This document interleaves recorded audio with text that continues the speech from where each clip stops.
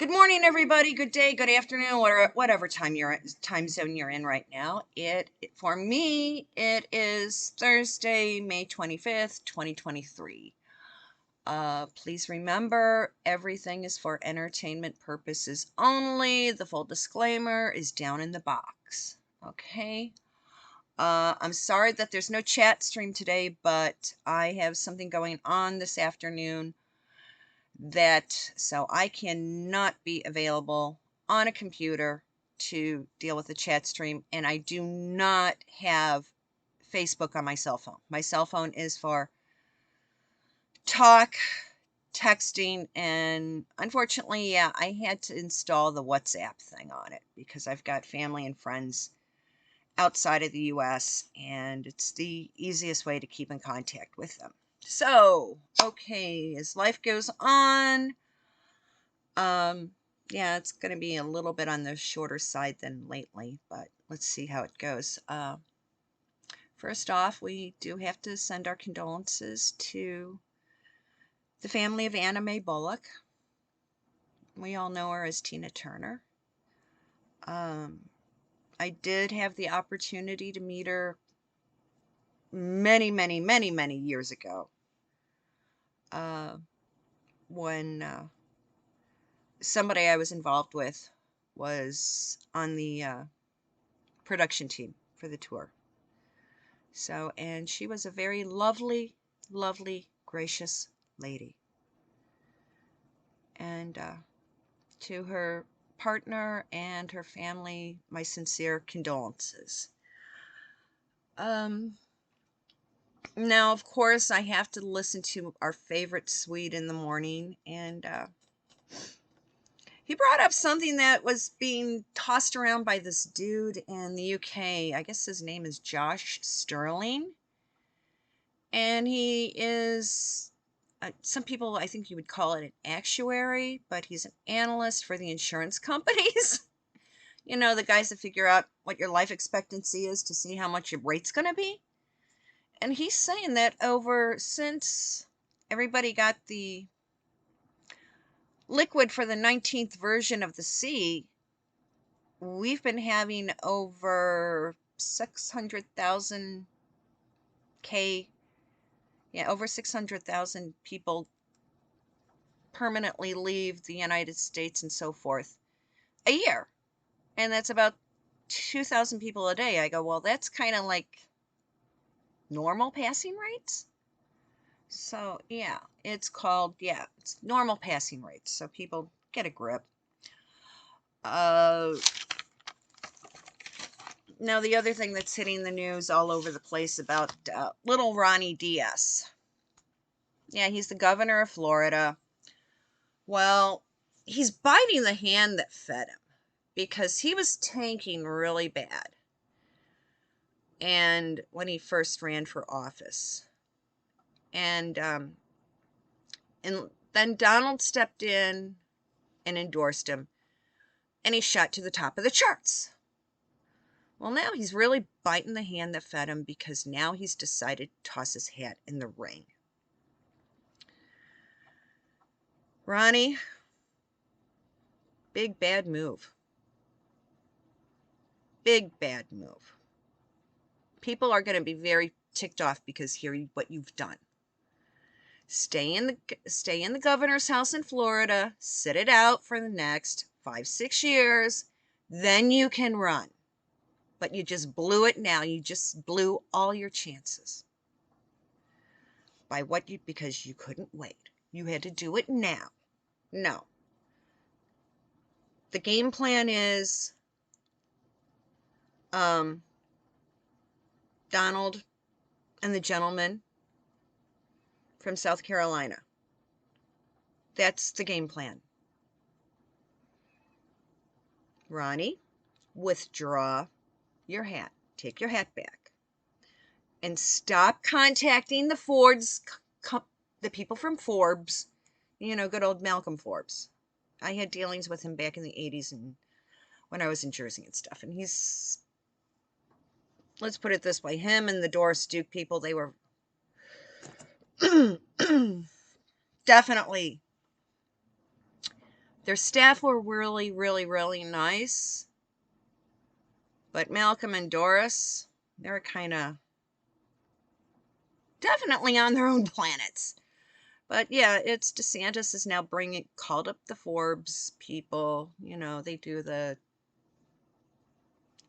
got their media, and now they're throwing temper tantrums because Donald's people did a reply video that's playing on Truth Social, and if you've watched it, you're going to crack up laughing. Well, they're taking offense to it, so Ronnie, go back and just play nice as the governor and keep Disney under control and keep the stupid idiots, the brand new version of a wetback, under control. You've got more stuff to take care of in Florida that you need to focus on. You still have to rebuild the infrastructure and everything that's happened because you get hit with hurricanes on a regular basis.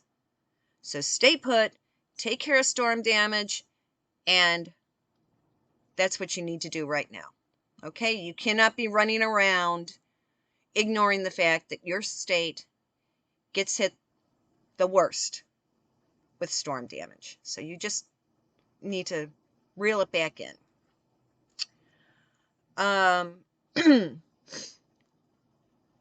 Something that I'm laughing about in late June, early July of 2020. This group doxed me. I should say they had a minion of their organization dox me. Yeah, the person that doxed me, I have no problem saying it in public. Her name is Gabriella Mastro. Her hometown is Elmhurst, Illinois, and I guess she may be graduating from U of I, Champaign-Urbana this year. Be careful. The girl's a little vicious snipe. Yeah. If you don't agree with her politics, she uses the doxing nonsense. Very, very juvenile for somebody who claims her major is psychology. And she wants to go to med school and be a psychiatrist. That's what she put in some of her stupid social media comments. So just letting you know, people, so word goes out.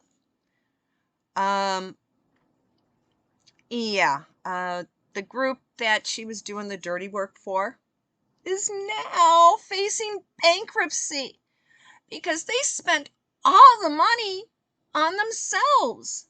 I mean, these people that turned the country into, I mean, it was bad enough we were in a freaking phony lockdown.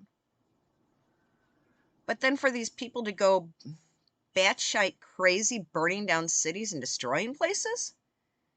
And just recently in a suburb of Chicago, after going batsoid at Millennium Park, they went down to a suburban carnival and trashed it. I mean, these little monsters need to get their act in gear. Otherwise, they're going to get their... People are going to start watching the social media, recognizing these little fools. And those fools are going to be up a creek. With, I mean, their facial recognition now. These kids will not be able to get a job. I hope they realize it. I mean, technology is really getting up there, so these kids better watch their butts because everything that goes on the internet stays on the internet. Okay? And I guess they're being supported again by this, the Barney Loves Mustard people. On the Comer stuff, yeah, the FBI has been served with papers stating, hey, we want certain... Comer sent them, I mean, Congress has sent the FBI. They want certain documents that pertain to JoJo and his financials and stuff pertaining to Hunter and business stuff, yada, yada, yada. And they're on a time deadline. So, yeah, it's going to be, if they don't produce those documents, I'd say by the end of tomorrow, the FBI may be held in contempt of court. Well, the document they're hiding is going to lead to more further stuff, and it's going to get very, very We thought things were bad when J. Edgar was still running it. Well, it's gonna be a real mess because the dossier on JoJo's family is highly extensive. And it would not surprise me. I mean, this is a horrible thing to have pop into my brain right now, is that they're going to find out that certain young female members of the family had to go in for some procedures that were listed as therapeutic. So, not good. Not good at all. And that, if when that comes out, the person who caused the young girl into having to have that therapeutic procedure, it's highly known when people like that go into a prison system, they don't really get a whole lot of time to serve out their term of incarceration. They're usually taken care of very quickly by the population. Okay? I hope you are able to figure out what I just said, because that just popped into my brain right now. I'm like, oh shoot, it's not good. Something else that's coming up, and yeah, the Big Red Sea is in talks with the Saudis and the Egyptians, because the Big Red Sea needs certain supplies for something that they want to do. Now, okay, I lived over there. I know what these people are like.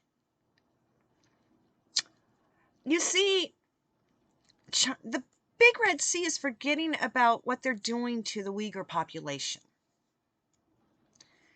And the Uyghurs, in fulfillment of certain things, are supposed to be able to do a pilgrimage to Mecca. And instead of letting that happen, they're locking them up in re-education facilities. And that's known worldwide. And here, the Big Red Sea is now going to home base of that religion, asking to purchase goods. Well, those people are going to drag out negotiations forever in 2 days. Because, hey, there's certain holiday periods that they don't do types of business in. Basically starting on sundown on Thursday nights, running through Saturday night to Saturday evening, they don't do any kind of real business because Friday is their holy day. And then, of course, during negotiations, all day long, they were interrupted 5 times by the call to prayer. So this slows down negotiations for any kind of international sale greatly. And they've already been in negotiations with the Big Red Sea has been talking to these 2 countries now for over a year. So they're going to drag it out for a little while longer. Yeah. So that's what I'm getting on that one. It's a waste of time for the Big Red Sea, but it's good for us because those countries really don't like JoJo. And officially, they really have discussed for people who do illegal stuff with money. Because if you look at their code of ethics, JoJo and his family are breaking everything. And they don't have any respect for him. Okay? Now, of course, we're still dealing with Henry and Rachel. The whole thing pertaining to the Gracie Awards. Now, I can imagine she was upset because when you went through the website, she was on page 5. It's come out that basically for her what, her podcast of talking to women. She never talked to them. All she did was a voiceover. So the embarrassment on that. So anytime at the podium was, because she didn't show up, was graciously given to Marlo Thomas. So she had more time in her acceptance speech for the Lifetime Achievement Award. And one of the other things that I think Rachel may be embarrassed about is that Christina Applegate was there. Now, Christina is now dealing with MS. And I can honestly say she is a really, really nice person. Back in 2000, she and Christina Applegate and Jean Reno were filming a movie here in Chicago that I worked on. And both of them were really very, very nice people to everybody. I think I only saw her get a little bit crabby once, is when we were filming an exterior scene at the Field Museum, which is right on the lakefront. And we were filming this, I think, in March. And Chicago weather in March can be real iffy. One day it'll be 70, 80 degrees. The next day you're freezing and there's snow. So this was one of those days there where it was really nasty cold and windy and gray, cloudy, windy. And she was like just getting worn out, wondering, how much longer do we have to be in this freezing cold? Can we get the frickin' takes done? So they kind of cut a couple shot angles so we could get out of the cold as soon as possible. Because she was cold, and she's one of the stars of the movie, and Jean Reno was kind of like shaking his head, like agreeing with her. This is getting, imagine all these extras, background people out there, and yeah, they're dressed for winter weather, but when you're out there for an extreme length of time, kind of stuck standing in the same place, your blood doesn't circulate, so you really can't get that warm.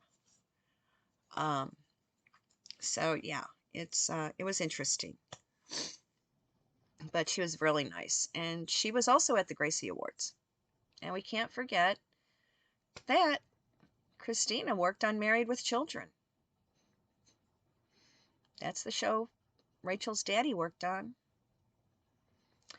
And I guess Christina's too much of a lady to make comments about the child that was supposedly raised on set.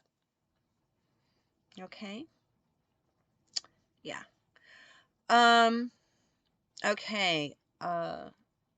There's stuff going on. The accounts about Henry's little fantasy company Travelist. Financials are coming out. And TRG did a really good video on it, so you might want to check her comments out. But I have a feeling that's because Rachel has control over the big Delaware charity, and she's using that bank account.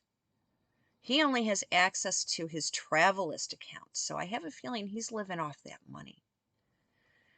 And that's why he's using the Travelist stuff, so he's at these hotels so he can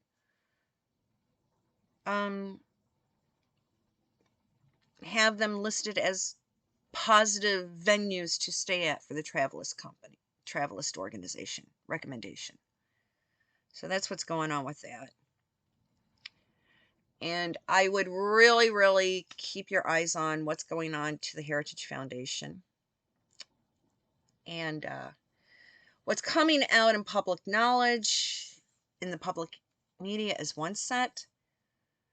And they're having a lot of people sign up now, hoping to get more insider knowledge, but they're only releasing more details for people who have been long-term members of the Heritage Foundation. Now, I started attending their yearly dinners back in the when was it? When did I start? It was in the early 1990s. So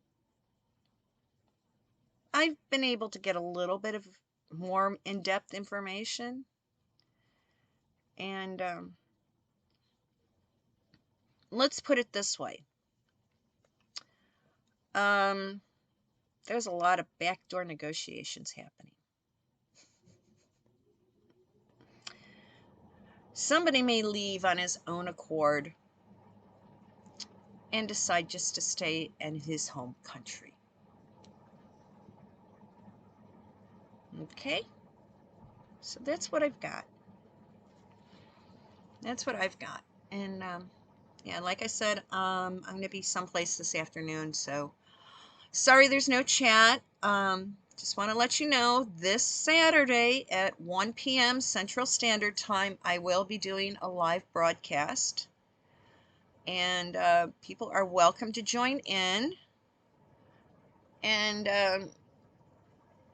yeah, it's called, whoever wants to pop in, you're more than welcome to. I mean, last time we had some controversy, but that person was saying I was on a live at the same time with a certain super mod, but we were on 2 different lives. We were not on the same live together. And that's what she was, when I went back, she was saying, you were on the live together. I go, no, I wasn't. We were on 2 separate lives. And that's a difference. But hey, she's from Baltimore.